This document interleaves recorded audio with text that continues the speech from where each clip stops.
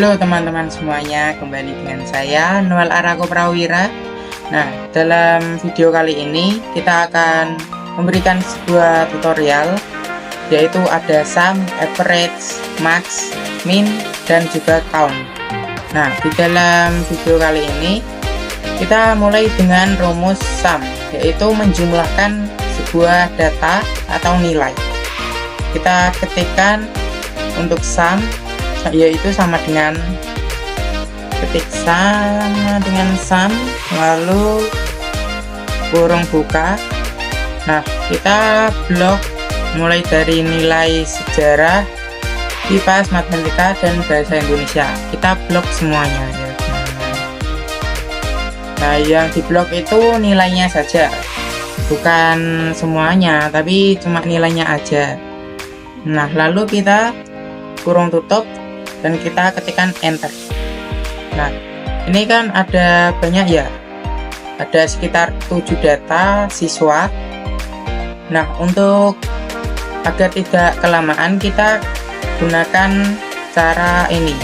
Kita paskan untuk tengah-tengah ini, di kanan bawah ini ada tambah ini, lalu kita ke bawahkan. Nah, jadi akan muncul sebuah nilainya untuk semuanya, yang khusus sum aja. Nah, itu akan muncul semuanya seperti rumus tadi, jadi tidak perlu kita ketikkan rumus sum satu-satu ya. Nah, lalu untuk rumus average ini kita ketikkan sama dengan average kurung buka, lalu kita masukkan data nilai sejarah hingga bahasa Indonesia. Kita blok, lalu kita kurung tutup dan enter. Nah, jadi dalam rumus average ini itu akan menentukan nilai rata-rata dari data yang ingin kita masukkan. Nah, jadi ini akan muncul nilai 87. Itu berarti rata-rata nilai ulangan si Aira ini adalah 87. Nah, lalu kita gunakan cara yang tadi agar tidak terlalu lama, yaitu kita scroll ke bawah kan. Jadi akan muncul nilai-nilai rata-rata dari masing-masing siswa ini. Nah, untuk selanjutnya ini itu ada rumus max, atau yang berarti nilai atau suatu data yang terbesar dari beberapa data yang kita masukkan. Nah, untuk menggunakan cara max ini atau rumus max itu kita ketikkan sama dengan lalu max lalu kurung buka, dan kita masukkan data yang kita inginkan. Kita blok mulai dari nilai sejarah hingga bahasa Indonesia. Kita blok. Nah, lalu kita ketikkan kurung tutup dan enter. Dia akan muncul nilai terbesarnya, yaitu 100. Nah, lalu kita ke bawah kanan atau kita scroll. Nah, jadi akan muncul nilai-nilai dari masing-masing siswa yang terbesar. Lalu untuk selanjutnya ini ada nilai min atau yang terkecil, yang berarti adalah data atau nilai yang kita masukkan itu pasti akan muncul yang terkecilnya, jadi kebalikan yang max tadi. Nah, untuk memulai rumusnya kita ketikkan sama dengan, lalu kita ketik min, ketik kurung buka, lalu kita masukkan data nilai sejarah hingga bahasa Indonesia ini. Kita kurung tutup, lalu kita enter. Nah, kita gunakan cara yang tadi, yaitu menggunakan kanan bawah lalu kita scroll ke bawah. Nah, jadi akan muncul nilai-nilai terkecil dari masing-masing nilai ulangan masing-masing siswa. Nah, selanjutnya itu ada nilai atau rumus count, yang berarti jumlah data yang kita masukkan itu ada berapa gitu. Nah, contohnya adalah si siswa Aira ini. Kita gunakan rumus count, kita ketik sama dengan count, lalu kurung buka, kita masukkan nilai dari sejarah hingga bahasa Indonesia, kita blok, kita kurung tutup, lalu enter. Nah, jadi di sini akan muncul nilai 4, yang berarti adalah data kita yang kita masukkan itu ada 4 jumlah atau 4 buah yang kita masukkan ini. Nah, lalu kita ke bawah kan, kita scroll. Nah, untuk yang Arneta ini kenapa bisa muncul 3? Nah, jadi yang muncul 3 ini adalah karena yang kita masukkan itu ada jumlahnya itu ada 3.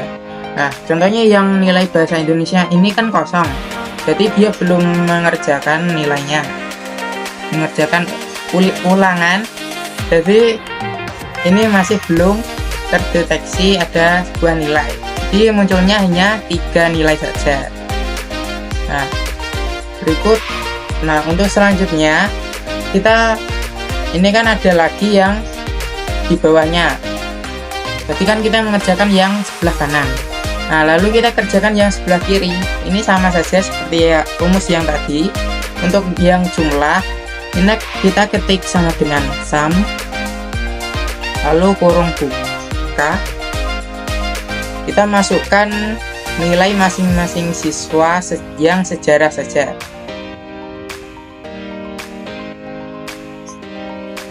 Kita blok, ya. Lalu kita kurung tutup dan enter. Nah, jadi akan muncul jumlah dari nilai sejarah dari semua siswa ini. Nah, lalu kita blok ke kanan, jadi akan muncul rumus sum dari setiap kolom ini. Nah, lalu ada nilai rata-rata.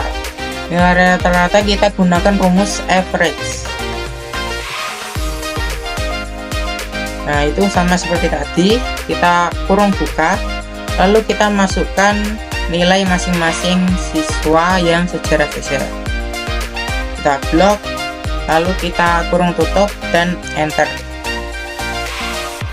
Nah, kita blok ke kanan seperti tadi, jadi akan muncul nilai rata-rata dari semua nilai siswa. Nah, untuk yang nilai terbesar kita gunakan rumus maksimal. Kita ketik cuma dengan max, lalu kurung buka, kita masukkan nilai sejarah dari setiap siswa. Kita blok, lalu kita ketik enter. Dia akan muncul nilai-nilai ini, nilai dari terbesar dalam ulangan sejarah. Kita ke kanan kan, jadi akan muncul tiap nilai-nilai ulangan mulai dari sejarah, PIPAS, matematika hingga bahasa Indonesia. Lalu untuk nilai terkecil kita bisa menggunakan rumus min atau yang terkecil.